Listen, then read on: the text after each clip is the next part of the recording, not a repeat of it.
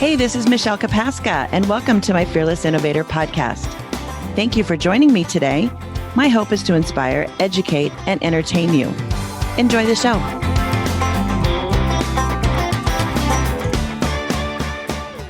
Welcome back to the Fearless Innovator podcast. My name is Michelle Kapaska, and I'm your host.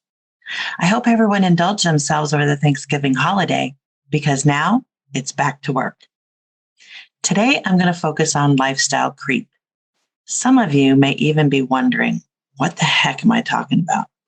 I looked it up, and here's the definition.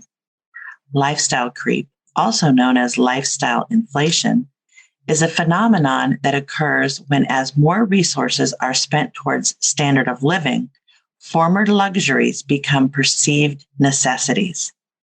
An individual's discretionary income could increase because of increased income or decreased costs, such as paying off a mortgage. As discretionary income increases, individuals are able to spend money on things they were previously unaffordable. Lifestyle creep occurs when spending increases at the same rate as income.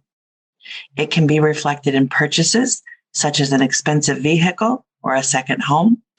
Spending money on things with ongoing maintenance costs, such as club memberships, are also demonstrated in lifestyle creep. If we break this down into layman's terms, it means this. The more money you make at your J.O.B, the more money you spend on frivolous things, or doodads, as Rich Dad Poor Dad explains in his series of books. So what does this look like? It looks like this. Let's say you earn $5,000 a month. Your mortgage is $2,000. Your household expenses are roughly $1,500. Your car payment is $350. Your credit card debt is $300, leaving you with $850 left over each month. What do you do with the extra money? Well, what you should do versus what you do with the money are two different things. Let's say the neighbor comes over one day and is sharing his amazing story about the boat he just bought and the deal the dealership just made him.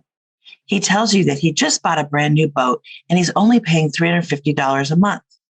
You go look at his boat and think, wow, I wonder if I could get a brand new boat for the same amount each month. I have $850 a month not doing anything. This could be doable. Your buddy takes you to the dealership and lo and behold, you find the boat of your dreams. You know, the dream you never had until you suffered from FOMO, fear of missing out. Not only do you buy the boat, you also put it on your credit card because your credit score is outstanding and you have a high available balance because of your score and maybe because you pay your bills on time. But you think to yourself, I use my credit card because I'll get the points to use towards a free airline flight or a gift card to Home Depot. Never mind the 24% interest rate you'll pay, but your payment only increased by $400. Yes. Your boat is a bit larger than your buddy's because now we also must one-up each other, you know. Now you have $450 left over each month. However, when you bought the boat, you didn't calculate the insurance cost, storage fees, maintenance, and fuel. Fuel for a boat is off the chart, let alone during an inflation crisis. But in the back of your mind, you're counting on that raise that's expected in 3 months. Your last raise was 3%. So even if it is 3%, that's another $150 a month. You now believe that with the $600 left over, it will be enough to store the boat at your buddy's house, pay for the insurance, and fuel. We all know this example is an extreme case, but I'm confident you understand how we all get caught up in lifestyle creep. We want to look the part for everyone on the outside. And after all, nobody knows what you pay for things or what your monthly expenses are. It's easy to hide, but it's also easy to look at the doodads a person has and easily determine that they are in debt up to their ears. Then you know what happens? You sell the boat because it's too expensive to keep. Just this morning, I was leaving for the gym. What do I see?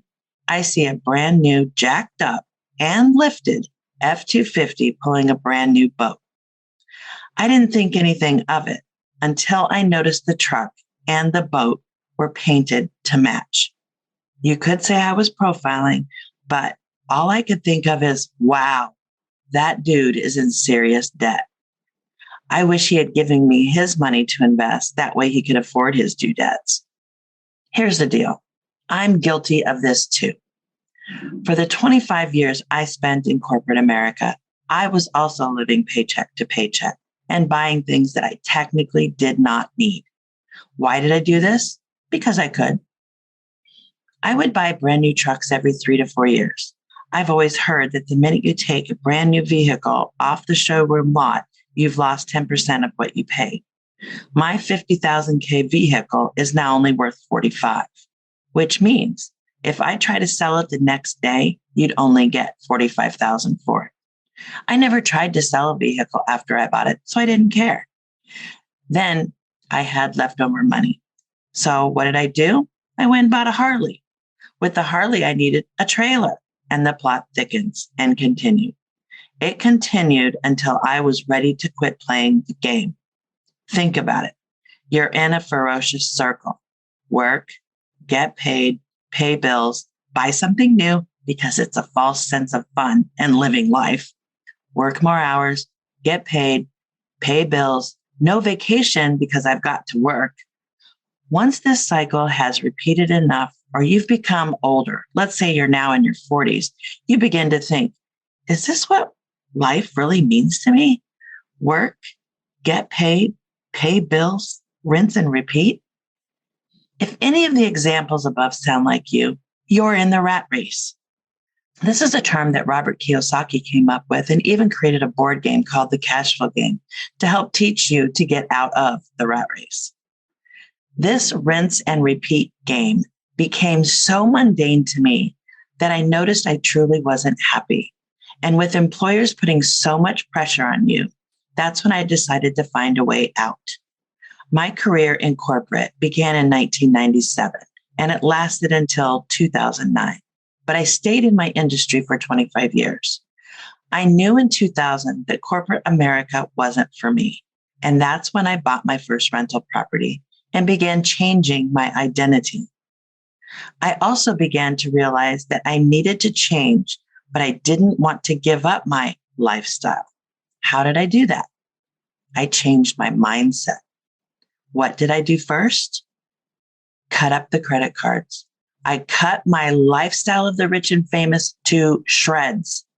I no longer use credit cards. Now, I do have one credit card that I have available for emergency use only. I don't even carry it with me. I don't care about those lousy points anymore. I recently reevaluated the card I had and reduced this card to a no annual fee card. They tempted me with a free airline ticket and a companion ticket. Phooey on you. If I want to go somewhere, I'll find a flight when I need it. I reviewed everything that I was paying extra for. I used to have a vanity license plate that cost an extra $35 a year. Not anymore. I used to have several subscriptions that were automatically deducted each month. I don't need special apps on my phone to conduct the business that I do. They're all gone. I've scrutinized every bill, insurance policy, internet, phone, etc. When I first did this, I saved myself thousands of dollars. None of these changed my lifestyle. It enhanced it and put more money back into my pocket. I took the money I saved and started investing more into real estate, and my portfolio grew, creating cash flow. Today, everything I own outright. My truck is now 14 years young, and I only have good debt. Good debt, as described by Robert Kiyosaki, is used to buy assets to put money into your pockets and to make you rich, like rental properties or short-term rentals. And there's other examples. Bad debt is used for consumption, takes money out of your pocket and makes you poor, like a boat, car, truck, or primary residence. Which one would you prefer? It really pays to take lifestyle creep and throw it like a shot put.